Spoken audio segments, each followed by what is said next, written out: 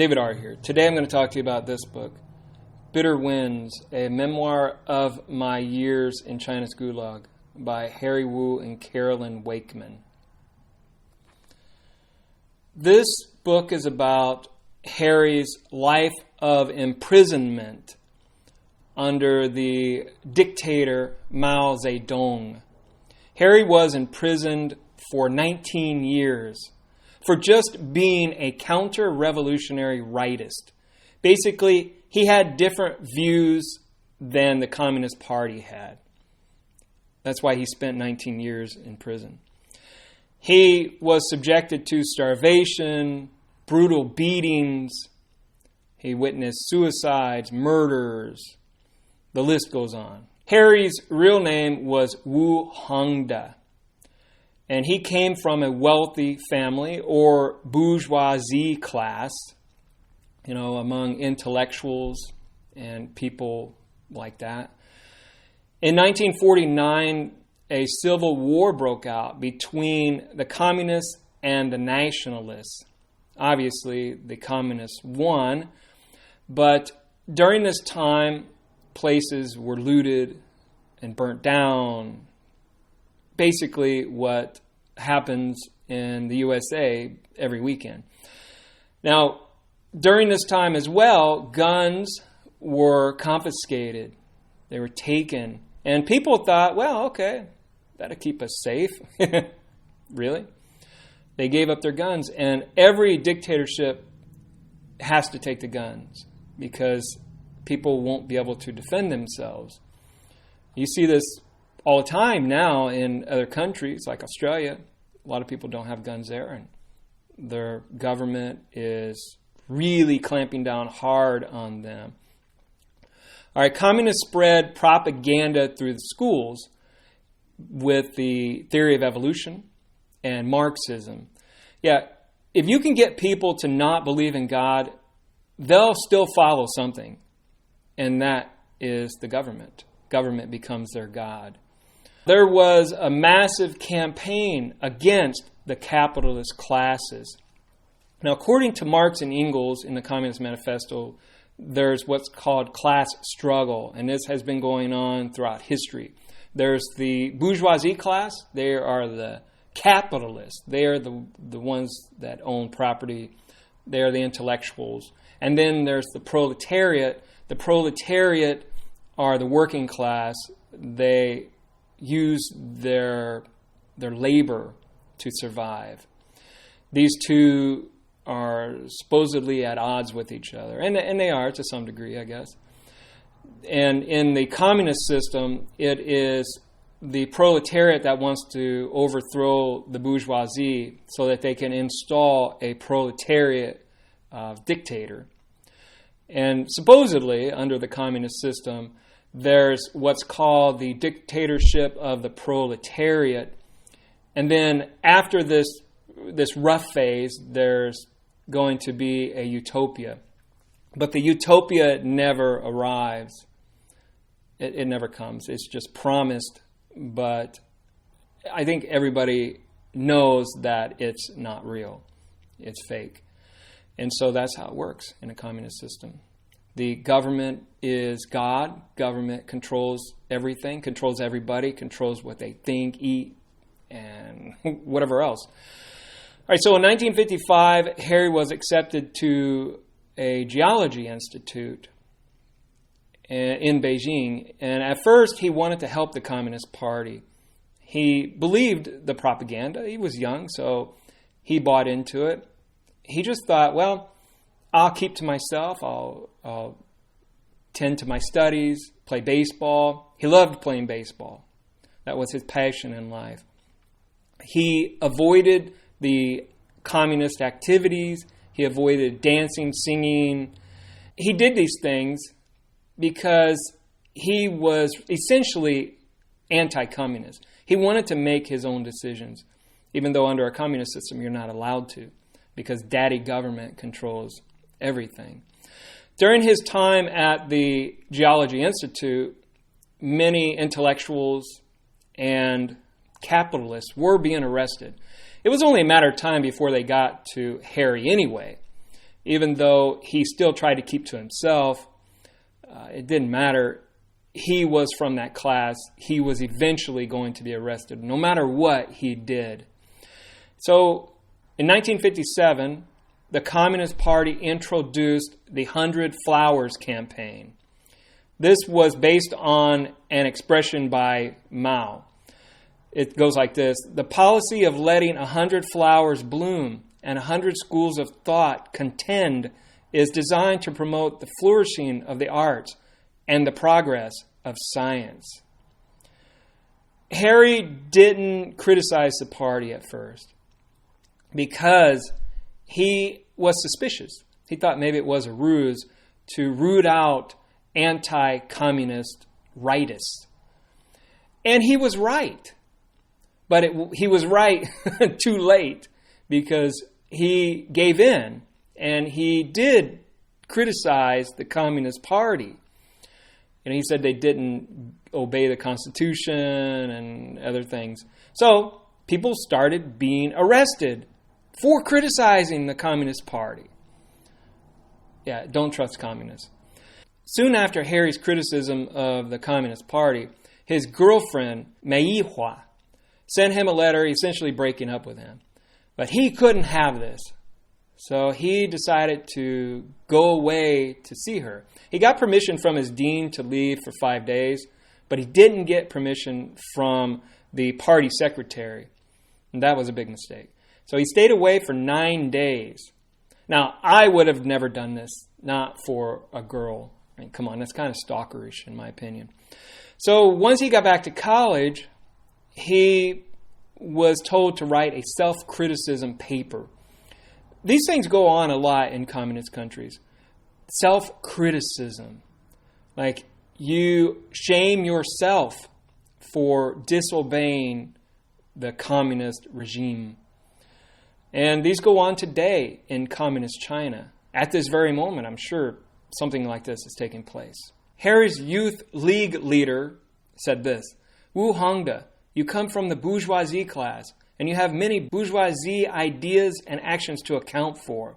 Eventually, he was charged with leaving school without permission, expressing counter-revolutionary rightist ideas, and attacking the party, claiming that it had not upheld the Constitution.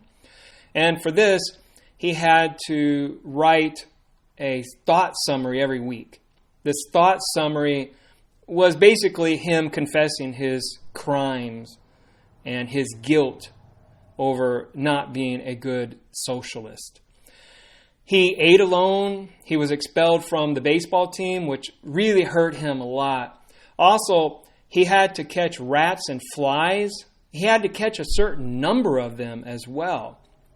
Yeah, very bad.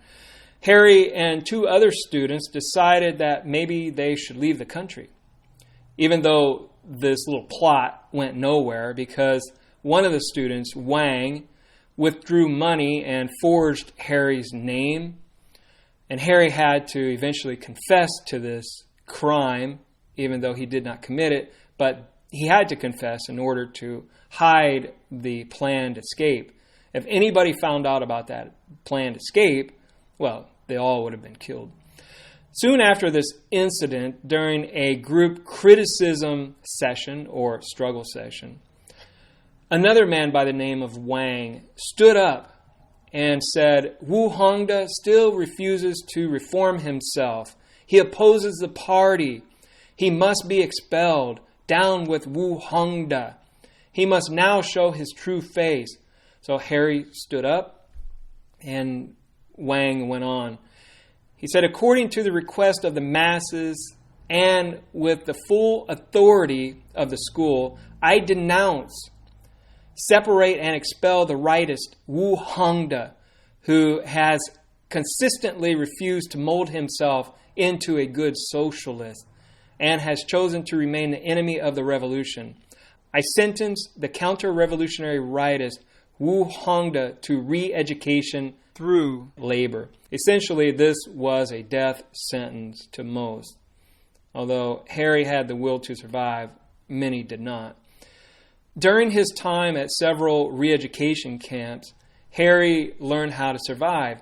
He had a friend named Big Mouth Jing. And Jing told him that, well, you can be smart out there in the world, but that's not going to get you anywhere in here. In here, only the strong survive. Essentially, it's survival of the fittest. Starvation was common in the prisons. People had to do whatever they could to eat. And this was especially true during Mao's Great Leap Forward. During this time, property was taken from farmers, and agriculture was run through the commune system.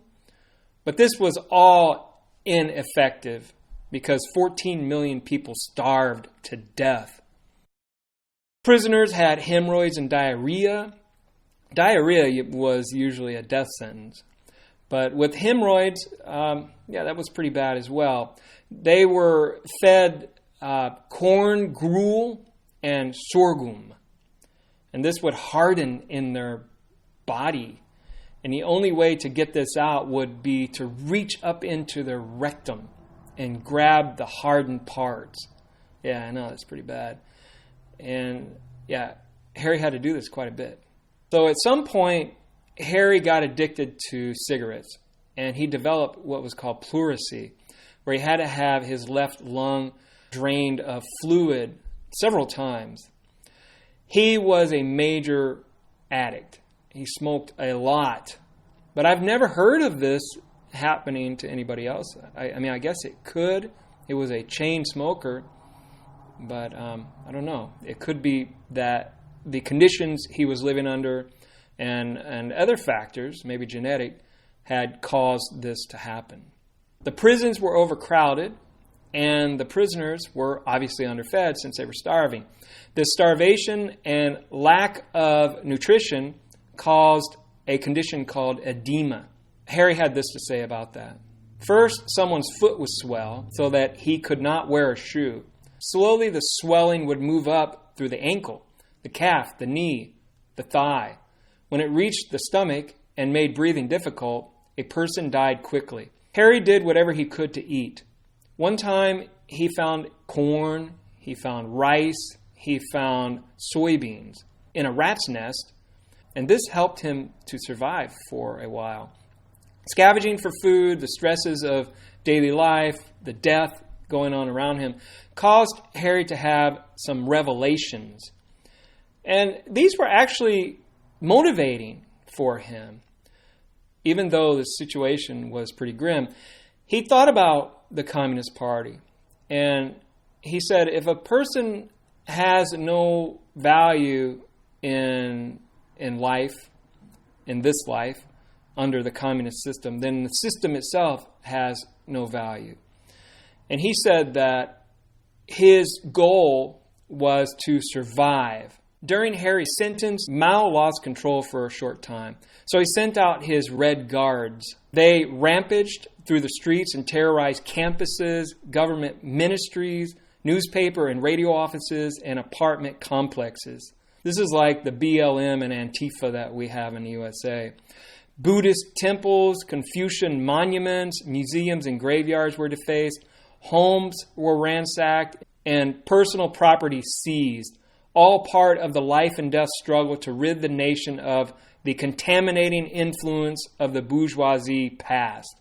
Mao instructed people to eliminate the 4 olds: old thoughts, old habits, old customs, and old culture, and replace all of these traditions with the communist system.